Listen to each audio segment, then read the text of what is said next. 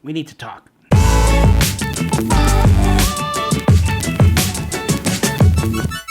Hey folks, welcome back to my vlog. You guys know we love camping. And we love camping, and I love my little pop-up trailer, but I think it's run its course with the whole novelty of a pop-up trailer. Yeah, we love it, and we love everything about it. The one thing we don't love about it is the setup. And that's not taking away from the trailer itself, because that's the nature of the trailer. It's a pop-up tent, right? It's a pop-up tent trailer. So the last camping trip we went on to Earl Row there for the first one for the season, and even the last one last year when we went to Sauble Falls, I think me especially, but even Julie, me especially because I do the majority of it, which I have no issue with that, but especially me and a little bit Julie, we're sick and tired of that whole setup. That setup can sometimes take an hour when we're setting up. And then to take apart when we're going home at the end of the camping trip, after you're tired and everything, especially, and it's usually in the morning, that can take even longer, and you wouldn't think it'd be longer because it would be quicker. But then you have to, what I find that I have to do, and anyone that has a pop-up trailer probably knows the same thing, is you have to plan what you're going to leave in the trailer and what you're going to put into the vehicle to take home, because when it's sitting there for 3 or 4 weeks or even 2 weeks between now and the next camping trip, I have to think in my head, okay, do I need these chairs? Am I going to need them in the next few weeks when we're not going camping? Or can I leave the camping chairs in there? Just different things that we can leave in there and we can't leave in there. And I have to go through that mentally in my head. And many times I forget. And then it's stuck in there. It's stuck in there for till the next time we go camping. Or if I really need it, it's an emergency and I need it, then I have to open up the trailer. So it's a little bit of a pain. So we had fun with it for 4 years, but we're going to move on. So we've been looking at travel trailers, and we went up to a couple places. We looked at a few travel trailers. We've been eyeing travel trailers, not seriously, probably for the last year and a bit, just browsing online, going to the trailer shows and stuff, the RV shows, and checking them out. But we decided to really take a serious look at it, and Julie had a day off, same time I had a day off, so we went and checked out some. Okay, this is a Bullet made by Crossfire, or by Keystone. It weighs 4,100 pounds. It's a 2200 BH. It has a Murphy bed, the double bunks. Okay, looking at the Jayco 224 BH. Has an outdoor kitchen with a sink. Doesn't have a Murphy bed, has a full bed. The dinette is smaller than the Bullet. Double sink, 3-piece burner, gas burner. Has the oven, so you lose a little bit of a storage space, and then a fridge and a freezer too. The double bunks for the kids, and then the 3-piece washroom. This one has a decent sized shower, quite a big shower. This one's a Jayco J-Feather, but as you can see, it has a full kitchen. This has a Murphy bed system, fridge and everything. Bunk beds, as you can see, and the bathroom is really nice. I mean, mind you, the toilet seems to be in the way, but it's a fully enclosed shower here.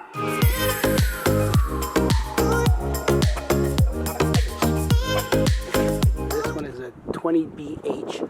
So this is the 26.4 BHW. Okay, so this is the 22.4 BH. So this is the 243 BH. And as you can see, we've out of all the ones we saw, we've made our mind up, and we're pretty much set on that one you saw there, the Jayco 224 BH. BH means bunkhouse. We're pretty much set on a bunkhouse. It's great for the kids, and even after the kids grow up, it's still usable space, and we can still do stuff with it. So we're set on that. The problem is now we have a Highlander, a pretty much less than 2-year-old perfect vehicle, a Toyota Highlander that tows that pop-up trailer like no problem. It's a breeze, but it won't be able to tow this one. Well, it won't. On paper it'll tow it, because the towing capacity of the Highlander is 5,000 pounds, and even the hitch is 5,000 pounds. This trailer weighs in at 4,600 pounds dry. By the time you put propane tanks, by the time you put battery on, and you put gear in it, it's probably 5,000, probably just over 5,000, 5,200 pounds. So I don't even dry. I don't want to, even if it was 4,600 pounds and towing it dry, I wouldn't want to comfortably tow that safely on a 2-3 hour drive with the family in it and everything like that. I'd like to be anywhere under the 80%, the 75% towing capacity. So we've been looking at upgrading our car too now. Luckily, Toyota holds their resale value, so I won't lose much on the Highlander. So we've been looking at Toyota Tacomas. So you saw step 1. This is step 2. So we're here at Toyota, and we're gonna take a look at that. No, that's a Tundra. We're not looking at that. I'll show you what we're looking at.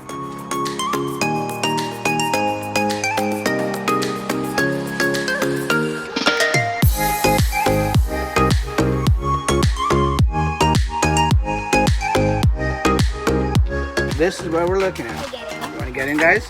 And we've been looking, after doing some research, trying to stay in the SUV realm because Julie, here's the thing. That vehicle, I've got my Tesla, so that's my main daily driver. Julie's main daily driver is the Highlander. So whatever we replace that with, she's got to drive mainly every day, with the exception of a day or two here or there when we're setting up the trailer and stuff like that. So it's got to be something she wants, something she likes, something she drives. She's not a big pickup person. That's what I found out. She's not a big pickup person, so the Tacoma is one of our choices, but then we also did some research and we looked at the going outside Toyota, going outside a lot of vehicles that we've had in the past, even outside imports. We're looking at a Jeep Grand Cherokee. So continuing with our search, this is 3. That little bird's nest in the Dodge symbol there. Look at that. We are test driving this puppy. Sit on this, please, mister. This is a Grand Cherokee. And Julie's driving, and we're going for a test drive. And just like a couple years ago, when we went with, whatchamacallit, with Kia, they let us drive it by ourselves. They are crazy.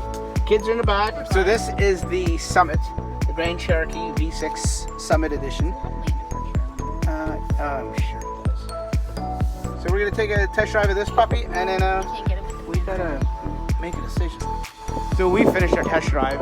Sorry for the wind, if there's any wind noise.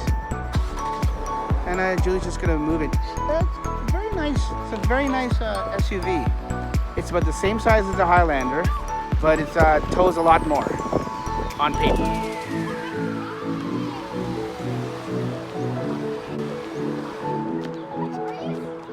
That thing is smaller than the Highlander in size and in space and everything, but it tows a lot because Jeeps are made for towing, from what I've been told. Short of a pickup truck. The Jeep Grand Cherokee with this V6, it tows 6,200 pounds. So like I said previously, 5,200 pounds, 5,100 pounds. That will get me in my comfort zone for towability. The Tacoma tows 6,400 pounds. I have no issue with that. We've test driven them both, and I like them both. I think I know which one I would pick, but it's not up to me. It's up to Julie because she has to drive this majority of the times. Like I said, it's one of those things where we go camping, even if we go camping 6 to 8, maybe 10 times on a high side per year, and we pull the trailer with it, like I said, half a dozen times, maybe a little more than half a dozen times, we can't justify buying a vehicle that she has to drive every day outside of those towing times, and her not like. That's the decision. I'm pretty sure we've come to the decision. We haven't finalized it, but we're looking at trailers, we're looking at cars, and so this may be the day. We're at a little sale they have on this weekend here for one of these trailer companies. I don't want to really say the name because I don't want to advertise them, but this is the one we've been looking at, the Jayco 224 BH. There's no power inside, so I'm not going to go inside. You've already seen it all right, but we may pull the trigger this weekend if we get a good deal on this. We just showed it to Quentin. Quentin loves it, and we're here at Lime Ridge Mall in Hamilton. They're here for the weekend. They've rented out some parking space, and look at all the trailers down here.